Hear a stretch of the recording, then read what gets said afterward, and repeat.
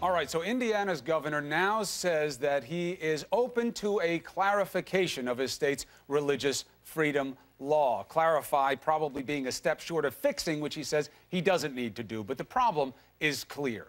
People believe that it is opening the door to discriminating against the LGBT community. Did you know there are 82 similar measures up for consideration across the country? And several 2016 hopefuls saying that they support the idea of Indiana's law, fixed or not. So let's bring in Richard Socarides, former senior advisor to President Clinton and a Democratic strategist, and Mr. Ben Ferguson, friend of the show, CNN political commentator and host of the Ben Ferguson Show. Gentlemen, good to have you both. Let me just clarify one thing before we get into the points of debate of what needs to happen next, which is there is an assertion that this law is simply the federal law from 1993 that Bill Clinton signed, moved into the state realm because the Supreme Court said the state needed to own this law. That is not necessarily true, and here's why. Put up the graphic, okay? Federal law on one side, Indiana on the other side. Federal law was designed to protect rituals of religious minorities, specifically Native Americans using peyote. Peyote got caught up in this bundle of drugs that were outlawed. The natives said, but this is part of a religion. Went to the Supreme Court. That is what birthed this law. The Indiana law flips that. And it is really designed to protect majority religious groups in the form of businesses that are allowed to be religious actors under the law. Very different. Under federal law, you must show a substantial burden to your religious exercise. Indiana, burden or likely burden, which means you don't even have to be harmed yet. You just think you may be.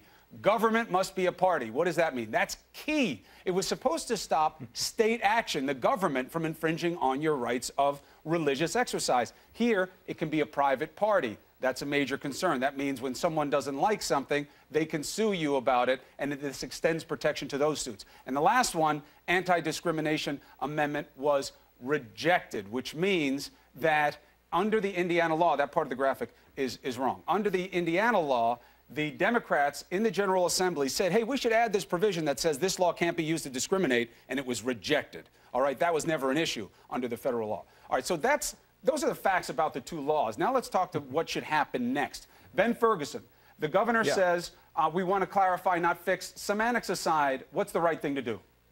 I think they need a fix. I think he realized that this has become such a bad PR stigma for the state, even though other states have done virtually the same exact thing. And to clarify it is probably the right decision moving forward. Clarify the big issue, though, well, clarify it by saying, look, if you are gay or lesbian and you walk into a business, you can't be kicked out just because you're gay or lesbian. Here is the other issue, though.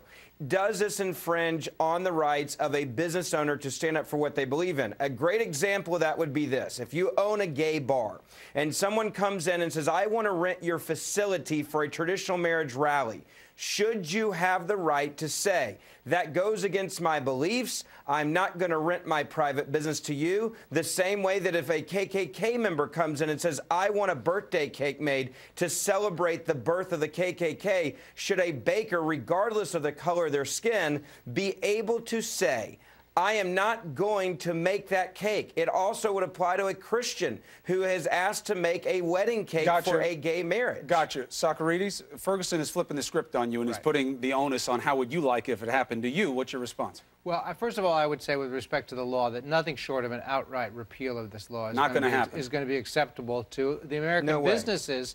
The American businesses that are speaking out. I mean, more and more businesses last night came out against this law. So I think unprecedented. I think Indiana is going to be in an untenable position unless they repeal the law. What about what Ferguson says? Well, I think these examples, you can come up with all kinds of crazy examples. I think they're not crazy. They've happened, though, John. The differences that you laid out at the top of the segment about how this law is different from the federal law are important. But I think most important is the fact that this law came up in a certain context. Context is very important, and laws convey values. This law comes up in a context where the Supreme Court is about to rule that gay marriage needs to be allowed in all 50 states. And we all know what Indiana was trying to do. They were trying to give businesses in their state an opportunity to discriminate against loving couples who wanted to get married once the Supreme Court decision came down. John, this happens in a context. You have to interpret everything that happens in a context. Ben, John, the context, though, is this.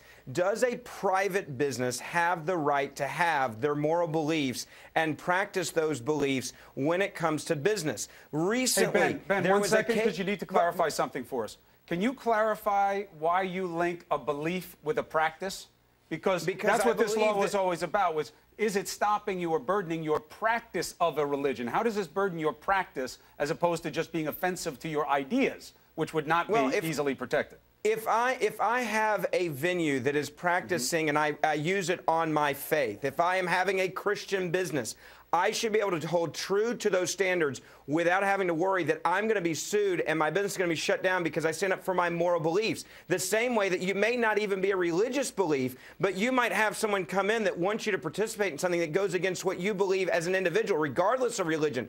You as a private business should have the right to say, I do not want to participate in this event. This is a protection for multiple people, and unfortunately, it's being distorted in a way that I think is incredibly unfair. Ben, but you're trying now to have an academic debate about this, and the fact remains, and the problem for It is an academic debate. But the problem for Governor Pence is now he's now getting up and he's saying this was never our intention to discriminate.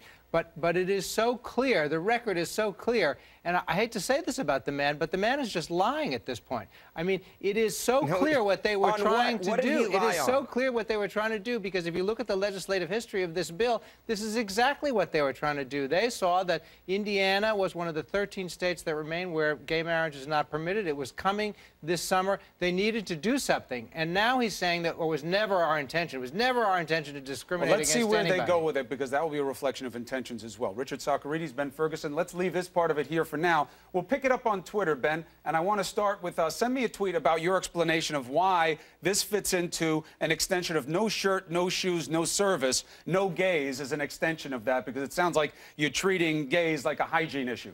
So let's start with that. I don't think so. Send that tweet, but let me say, let me say... Let me say this, though. Go ahead, finish it. If someone comes into your business and they want to have a racist rally, should you, Chris, be able to say, I am not going to participate in your racist rally and allow you to rent my business? I think you would want to say no to that. Pick it up online. Send me the tweet. We'll get the dialogue going. Thanks for being on here. Also, this is about you. That's why we're going to do it online. So you can tweet us at New Day or go to facebook.com/New Day, and we'll continue the conversation.